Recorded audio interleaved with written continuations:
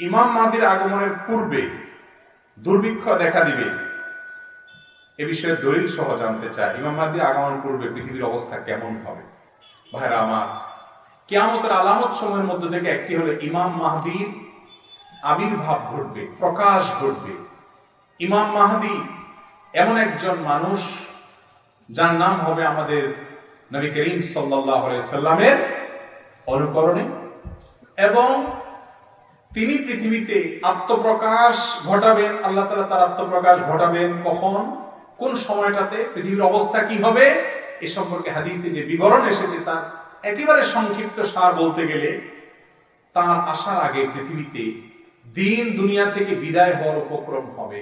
মানুষ বলতে দিনদারি থাকবে না, আস্তে আস্তে দুনিয়া সেদিকেই যাচ্ছে, ঠিক না ঠিক? মসজিদে মুসল্লি নেই, কিন্তু খেলার জন্য উন্মাদনার লোকের অভাব।